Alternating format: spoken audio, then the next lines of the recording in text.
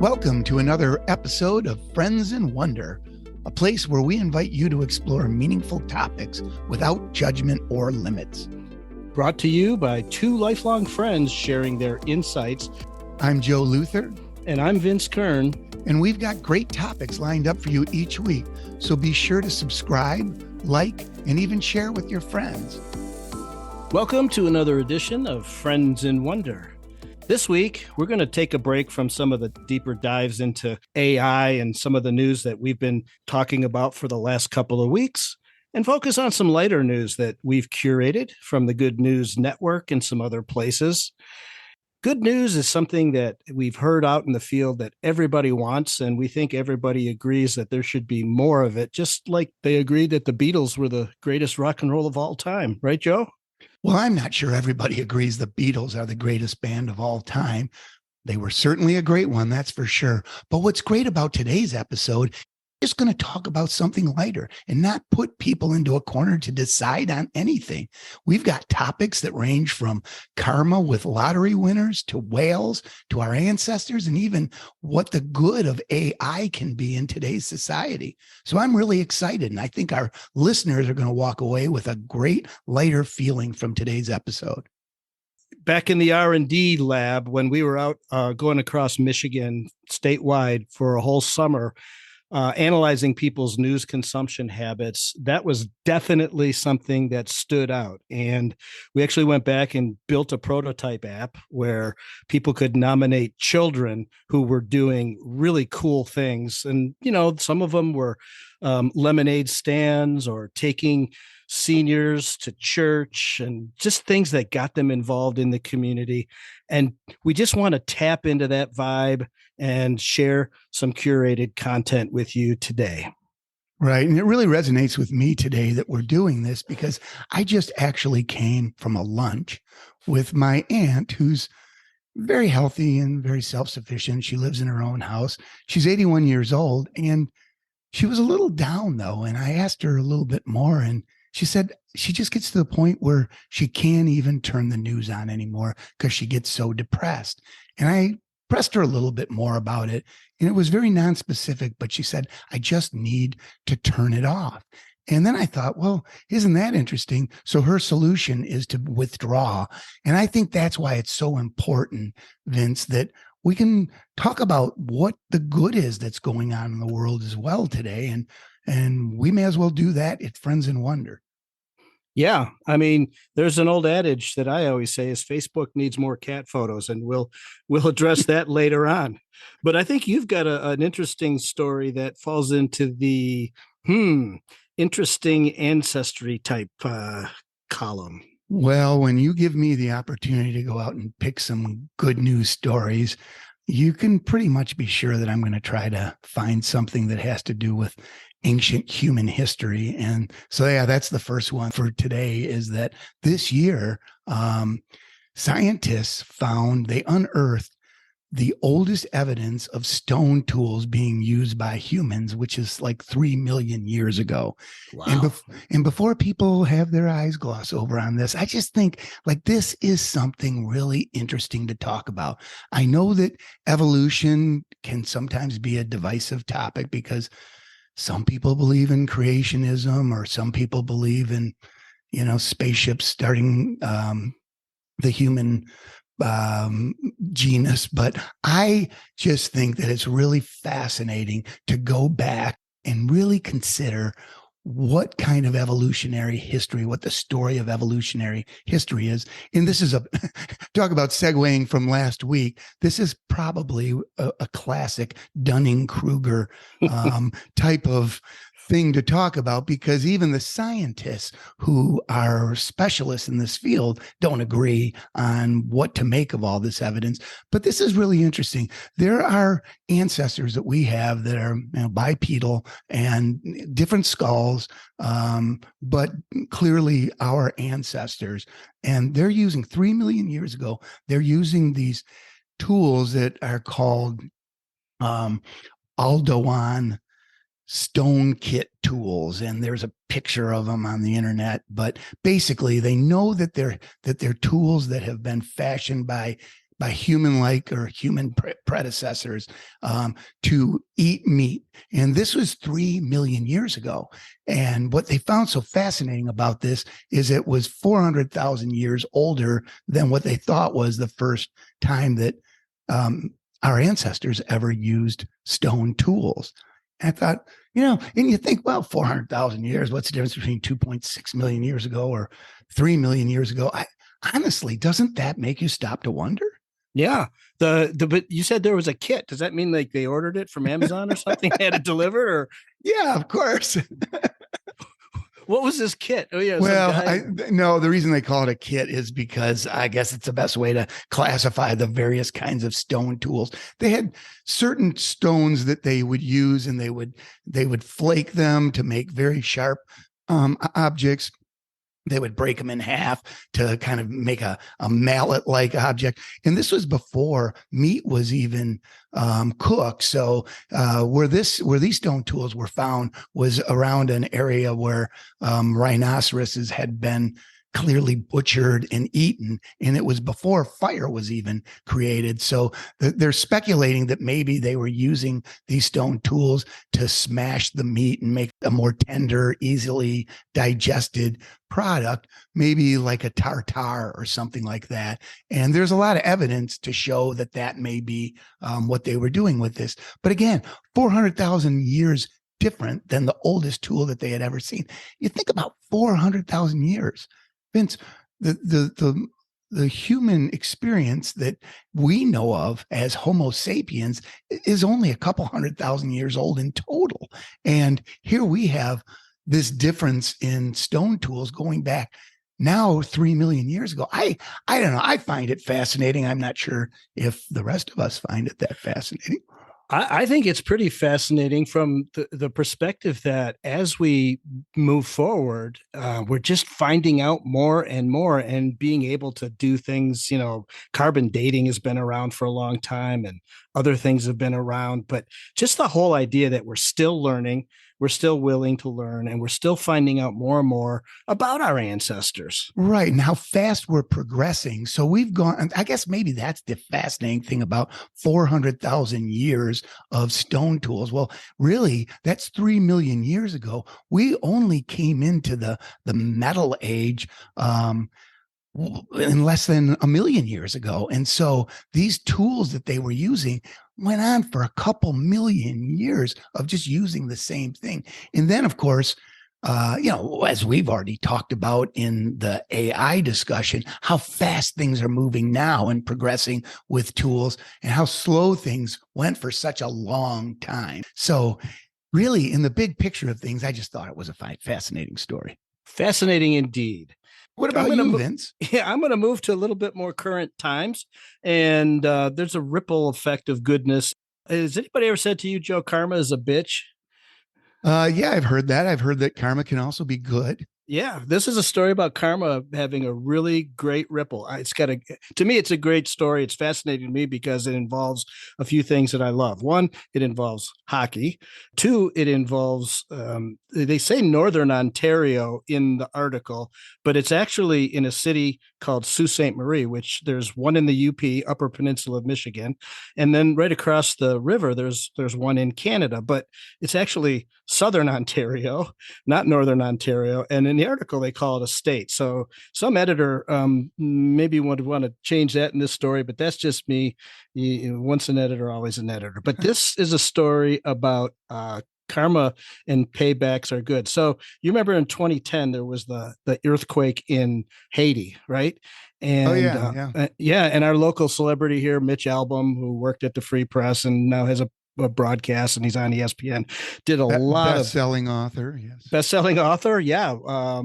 He started some foundations and he's been there ever since. And so there was a lot of need there. And up in Sault Ste. Marie, there was a young gal named Juliette Lamour. She was, I want to say, about 8 years old at the time. And her and her sister went to a hockey rink where they were having a fundraiser for the victims of the Haitian earthquake. The Canadian Red Cross had set up a table. And Juliette and her sister Sophie were determined to help. So they took their piggy bank down there and they went to the table and they overturned it, opened it up, and out came $61.38. So they E- did a great thing, right? Every last cent. Every last penny they had. So that was in about 2010. And so she was 8. So I'm not going to do the math. But at some point recently, she stepped forward and she told the story about how she had was going to get some ice cream, and she called her grandfather, and said, I'm going to get some ice cream. And would you like some? And he said, yeah, bring me some ice cream. And by the way, you just turned 18. Go buy a lotto ticket and test your luck. So she did. And she wound up winning $48 million in the Ontario CAD lottery that day. And Do you have any idea what that translate to in US dollars? I don't know, but I think it's probably enough to keep Friends in Wonder and podcast for a while. Probably more than the $61 she donated to the Haitians, but wow, that's amazing. Yeah, the other thing is she said she got to the corner store and she's in her car and she said she didn't know how to do it. So then she called her dad and she said, Dad, Grandpa said she wants me to buy a lottery ticket. How do I do it? He said, just go get a quick pick. So there you go. A lot of karma coming together, paying this woman back. And, we hear a lot of stories about people blowing their money and it being the worst thing that can happen to them. But fortunately for her dad is a financial advisor. So hopefully he's steered her in a good way. Well, that sounds like a feel good story if I've ever heard one. In doing the math, I'd say she's just in her early 20s. So she's got the rest of her life ahead of her. And clearly she has good intentions. So I'm sure she'll do well with it. Indeed. So what else you got, Joe? Well, yeah. And another one that I like to talk about is humans interacting with animals. And so this story is a really interesting one.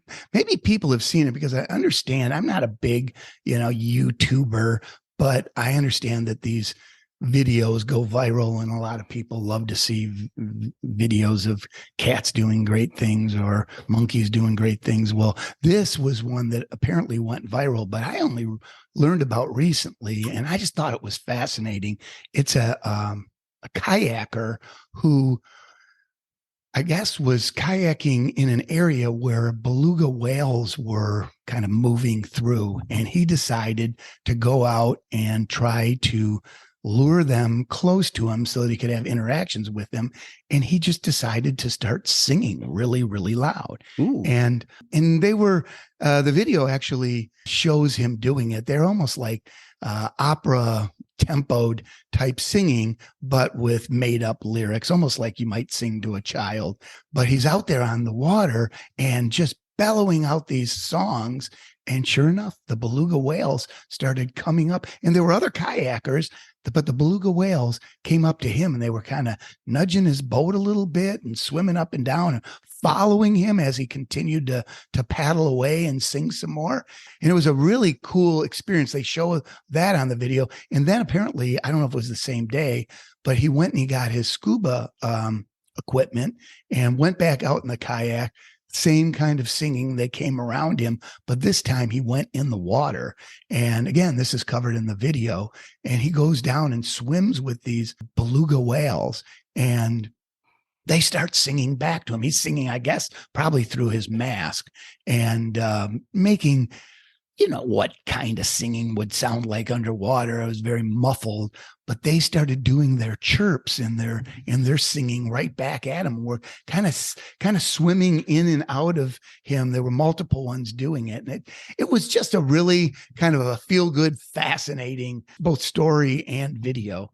Singing to the whales. Yeah. Do you think that we can understand each other? Well, I don't know. This interspecies. Wait, do you mean we as humans can understand each other? No, Or animals and humans. well, I think they're obviously, this story, what I love about it is that they were obviously very fascinated and interested in going to the being that was making these sounds. And I'm sure that they could hear it, they could feel it. These beluga whales are very good at echolocation. So I'm sure they feel all sorts of waves coming through the water. And what was interesting is that this worked with a kayaker, right? So there were no other boat noises or wave runners or anything like that around. And they were just interested. And I think that really drives the point home, too, that if you want to have experience with nature, do it in the most peaceful and quiet way possible. And the only thing I will tell you, Vince, is after I saw the story and saw the video, it did kind of make me think about when, I don't know if you know it, but the Navy used to, and I don't know if they still do, I think they don't anymore, but they used to use marine mammals for part of their operations, and they even used beluga whales. And there was a famous beluga whale back in the 80s or early 90s, I think, that was recorded in a way that they think was actually his attempt to try to talk to humans. It's pretty interesting. I think you can Google it and hear it if you want. But the kind of sad part about that story is after that audio tape went viral, a lot of people were very concerned about whether the whales should be used in the way they were being used, or whether dolphins should be used the way they do. They tape, I don't know, they strap cameras and whatnot to them and send them off to find mines and that sort of thing. But anyhow, it was interesting that beluga whales have been recorded talking to humans before. That is an interesting story, and maybe we could put the in the show notes. Maybe we could put some of the links to the audio and some of this in there, because sometimes I think in the good news, it's always good news, but it's interesting when you see the videos and you want to research it a little bit more. So, that's the cool thing about these stories that we found, is they also had other assets that you could look at. Right. And the only reason I bring in I know it's kind of a downer to talk about mammals being used in captivity for army purposes. But I guess the only reason I brought it out is because it shows you can do great things with other species without having to have human purposes. Just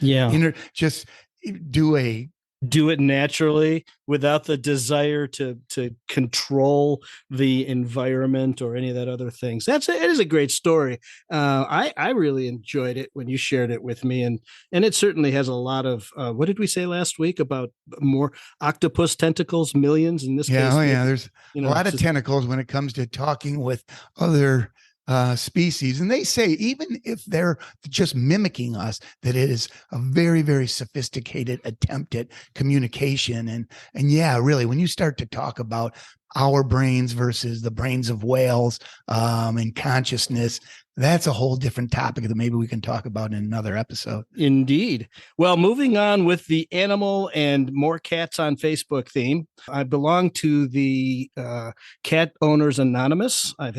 My wife and I have had 8 cats since we've been married. Most of their names end in a Y. But one cat that we got, that after we had many cats, we had 3 cats at a time for a long time.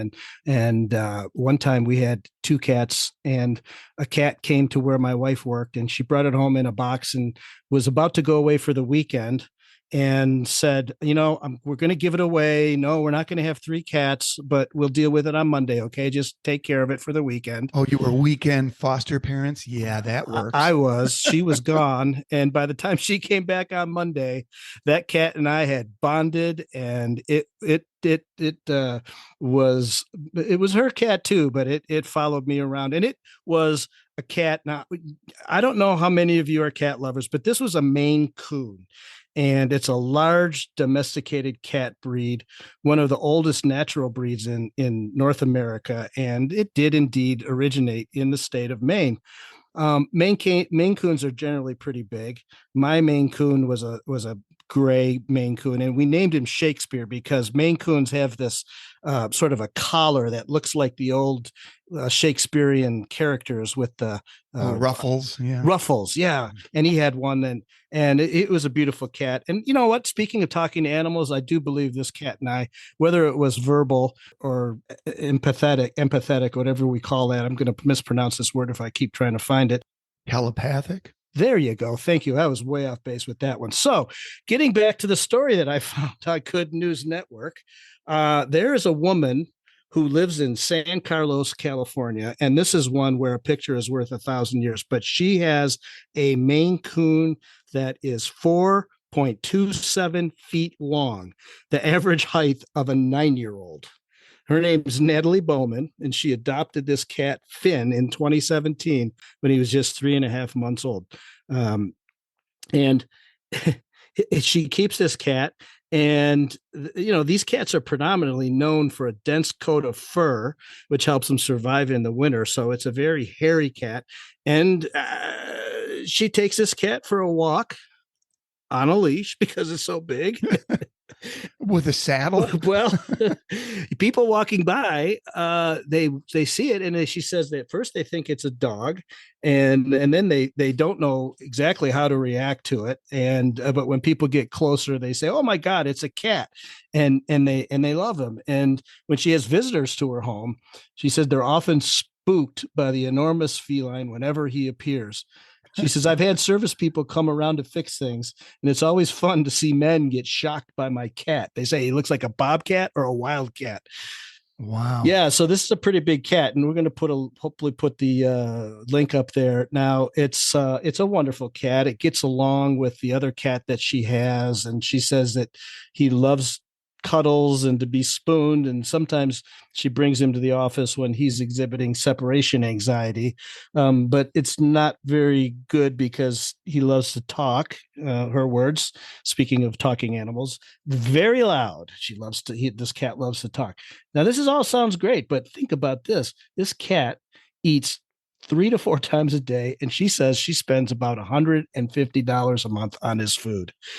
Oh, wow. That's a lot for a cat. But you know what?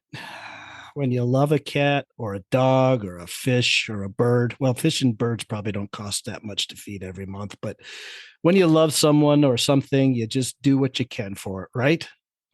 That is for sure, Vince. And leave it to you to, if we're going to talk about feel good stories, you're going to find girls breaking piggy banks, winning lotteries, and cats. Well done, Vince. Well done. Sheila and I think are going to visit. Well, the next time we go to visit her sister in San Diego, I might see if I can get a hold of this woman and go take a visit and see this cat for myself. And if so, I will post pictures. Wow, that would be cool. Yeah.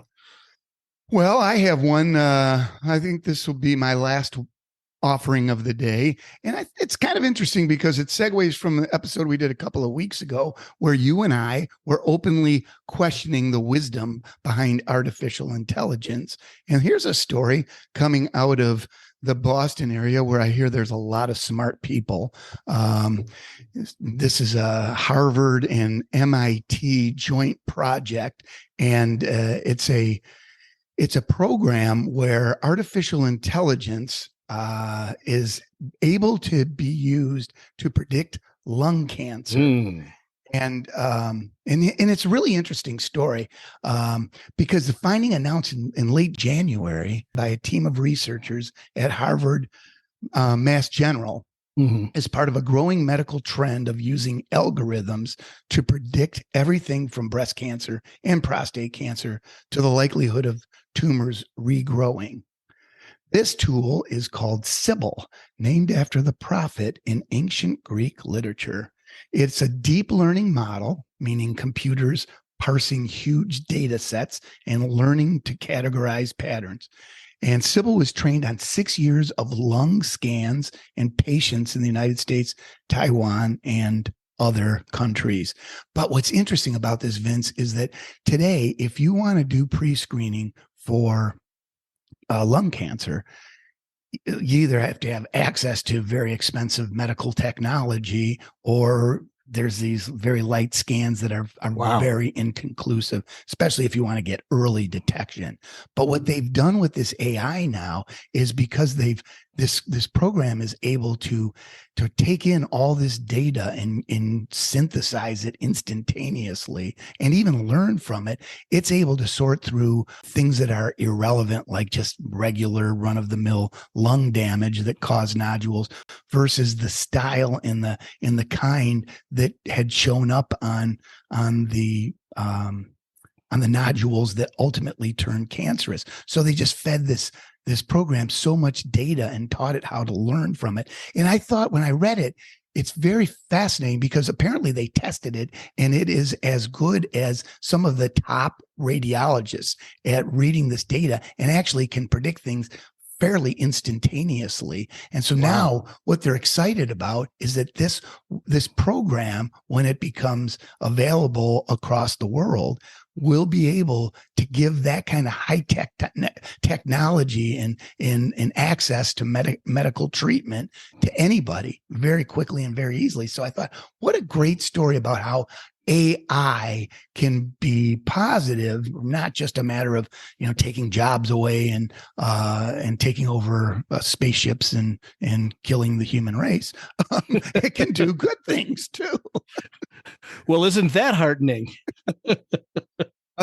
Well, there's a lot of movies out there like Matrix in 2001 that Terminator. that don't show AI in its best light. But here's an example of where it can be used to help lift the human experience. I thought it was really fast. It reminded me of, have you ever seen in the CIA TV shows where they have a fingerprint and how quickly the computer the facial or it just even goes facial through recognition. Yeah, it just bing, does that's it. so instantaneously. Well, that's this for lung cancer prediction. They say that it's still got a little bit of ways to go, but that it's really very encouraging information at this time.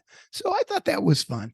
That is great. I love that. Science tends to get a bad rap sometimes, and sometimes justifiably so. And other times, we spend so much time talking about what's in front of us, we don't embrace the good stuff. And I think that's a great example. And from a patient's perspective, can you imagine, having that hanging over your head and then taking 3 or 4 or 5 days? I mean, that's not a long time really, but it is for someone who's waiting for the results of a test of a possible life-threatening disease. So that's a good one. I like it. And, we'll keep looking for good examples of AI and give it its due recognition when it's there.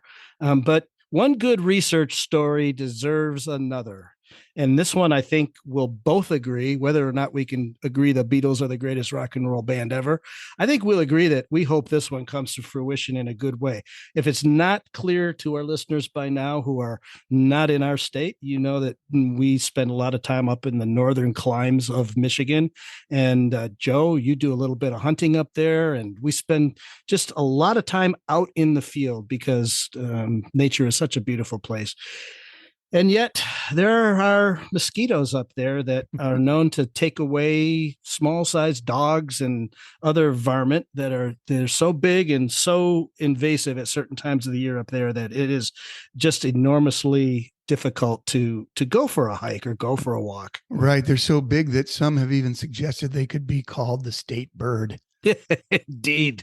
And that's probably the case in many other parts of the country. And many of our listeners who are out there have probably used the product DEET. I know. Have you used DEET, Joe? Do you use that out in the? Yeah. I mean, if I have to go in the woods and I really want to keep them off me, I will. But I know when I'm doing it that I am subjecting myself to stuff that probably is not good for my metabolism.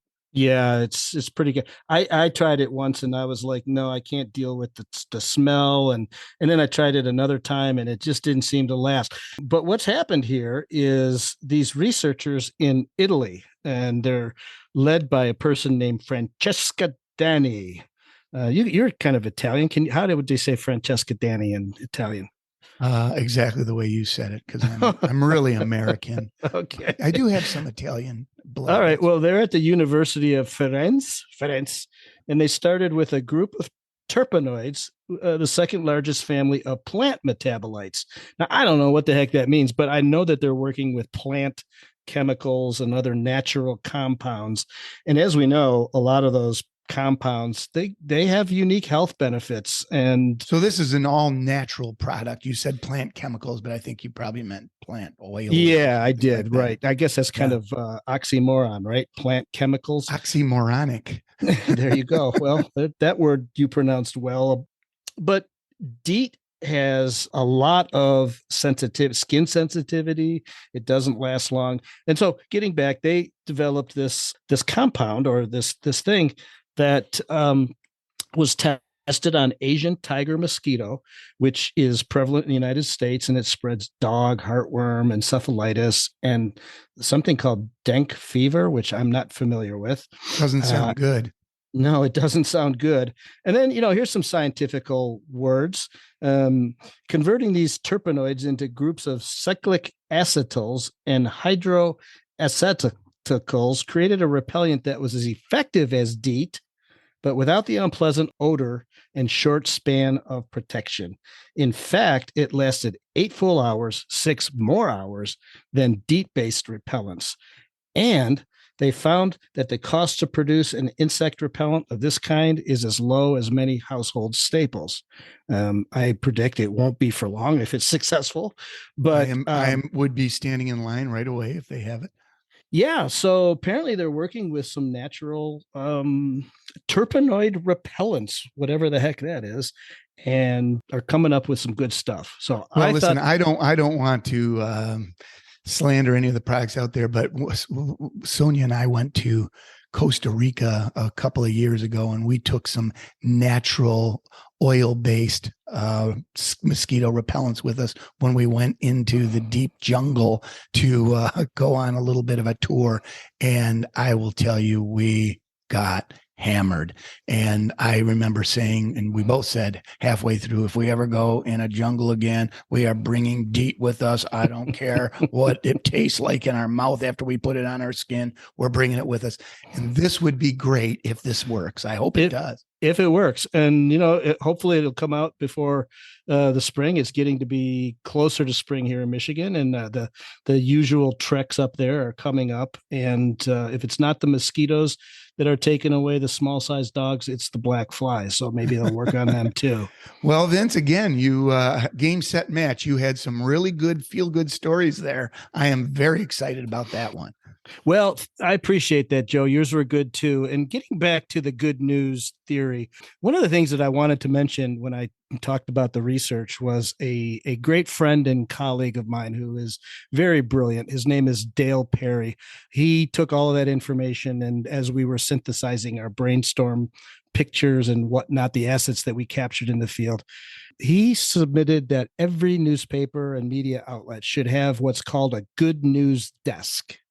And he drew a picture of the good news desk as an artifact. And in fact, it is the thumbnail for this week's episode. If you get a chance, take a look at it, because it's really something to me that says what a focus of disseminating the news should be.